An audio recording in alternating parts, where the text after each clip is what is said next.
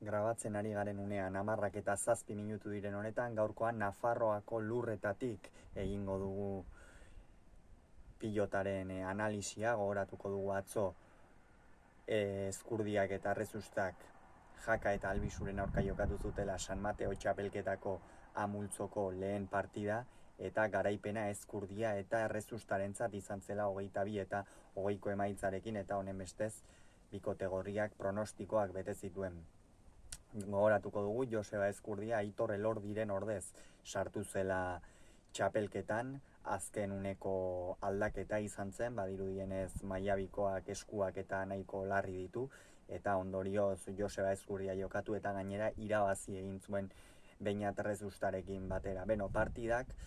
zati asko izan zituen, lehenengo zatian Ezkurdiak eta Errezustak asko jokatu zuten. Behar bada Ezkurdiak ez zuen distira handieneko norgehiagoka izan, ez da gutxiagorik ere, distira aldetik oso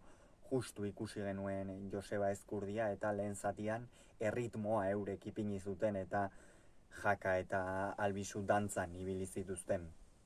Gero hori 12 eta 6kora arte izan zen, izan ere 12 eta 6 jarri ziren aurretik, eta horrez gain Jaka alambrearen gainean amildegi ertzean egongo baliz bezala jokatzen aritu zen horretan, hau da, aukera zuenean asko arriskatzen, baina ez zuen aukera handirik izan, ia une oro defentsan aritu zen, eta pixka bat norgehiagokan espero genuen gidoia izan genuen, ez, hasiera horretan. Gero Jon Ander Albisu ere nahiko gaizki hasi zen hasiera horretan, izan ere pilota ugari galdu zituen eta benetan nahiko larri ikusi genuen. Gero ordea norgehiagoka pixkanaka aldatzen joan zen, batez ere Jakak eta Albisuk pilota aldatu zutenean. Eurentzako askoz ere komenigarriagoa zen pilota bat atera zuten, eta horren ondorioz asko aldatu zen norgehiagoka, batez ere Jakari ere aukera asko etorri zitzaizkion, baina gero aurreratu baziren ere, gero berriz Jon Ander Albisu galtzen hasi zen, Beñat Errezustak gainera hasieran pilotari asko eman baldin bazion, bigarren zatian are gehiago atzeratu zuen eta are gehiago behartu zuen Jon Ander Albisu, eta gainera ia une oro bizkarra erakutsi zion, eta horren ondorioz etzen halakorik gertatu, eta espero zen buelta hori etzen gertatu, ezta. Gero hortikan aurrera pixkanaka Ezkurdia eta Errezusta bazirudien joan egingo zirela, 18 eta 12 ere ipini ziren aurretik, baina gero bapatean partida erabat aldatu zen berriz ere, Albisu zuzentzen hasi zen, eri Jakak hor